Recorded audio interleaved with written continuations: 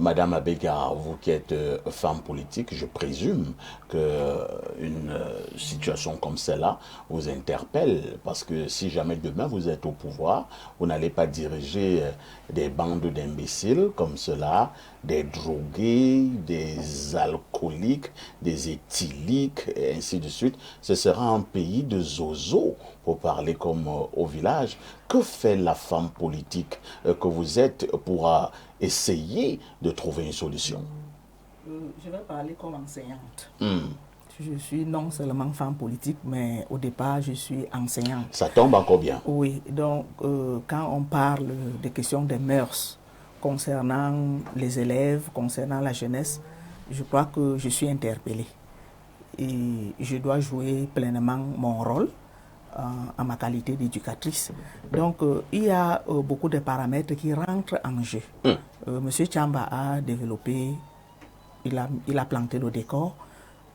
Déjà, quand nous étions enfants, moi, quand j'étais enfant, dans ma génération, lorsqu'on était têtu, le parent nous disait à la maison, j'irai t'accuser chez ton maître. Tout à fait. Mais aujourd'hui, cela a changé. C'est plutôt l'enfant qui va accuser son enseignant chez son parent. Et comme le parent a des ramifications, il est plus puissant que le maître. Il a des relations, le maître et l'enseignant, que ce soit l'enseignant de l'école primaire ou bien l'enseignant du lycée, il se trouve face à un problème. Alors qu'il n'a juste besoin que d'éduquer l'enfant, de rappeler l'enfant à l'ordre parce que l'enfant s'est mal comporté. Je vais prendre un petit exemple, une petite histoire qui s'est passée dans un collège de la place. Alors, le surveillant général confisque le téléphone d'un enfant. L'enfant avait un téléphone cher. L'enfant rentre à la maison, dit à sa mère, commissaire de police, que le surveillant général a arraché son téléphone, mais elle ne dit pas pourquoi. Sa mère porte les policiers, ils arrivent au collège pour interpeller le surveillant général qui est désormais comme un voleur. Il a volé le téléphone de son enfant. Bon, lorsque le staff s'est réuni pour venir régler la situation, on dit, bon, le surveillant dit, je vais vous présenter donc publiquement pourquoi j'ai arraché le téléphone de l'enfant.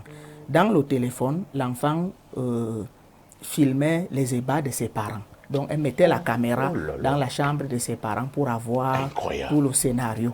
Le surveillant général qui a donc confisqué le téléphone voulait que les parents viennent pour qu'ils posent le problème, qu'il attire leur attention. Mais comme sa mère avait les galons, elle est venue avec les policiers pour arrêter le surveillant général comme les voleurs. Donc elle ne voulait même pas écouter le surveillant général. C'est quand, comme l'affaire était déjà rendue publique, on a donc projeté à l'écran, même ce policier qu'elle a amené, on dit voir. Ne dites pas ça. On a projeté ça. Mais puisque le problème était sérieux, non?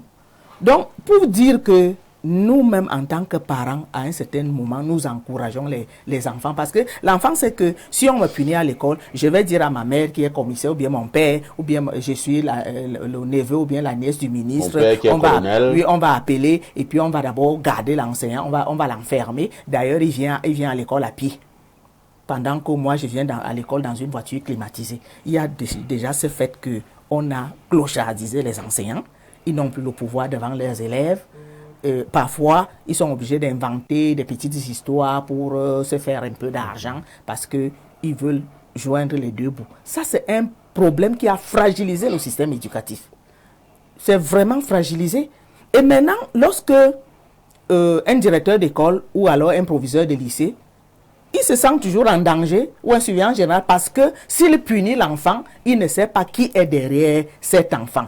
Le même soir, on va le relever de ses fonctions, ou bien on va l'affecter à l'extrême nord, au fin fond de l'Est, parce qu'il aura voulu faire son travail. Donc, il faut qu'on laisse les enseignants faire leur travail, qu'on redonne à l'enseignant la valeur qu'il avait autrefois.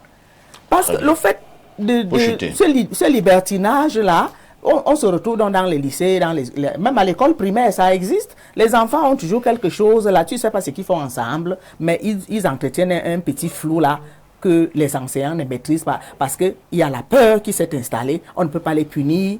On ne peut pas les traduire, par exemple, au conseil de discipline parce que le proviseur ou le directeur d'école va recevoir un coup de fil qui va lui demander d'annuler ce qu'il a fait. Donc, ça fait que le système éducatif connaît des interférences qui ne permettent plus à l'enseignant de faire véritablement son travail.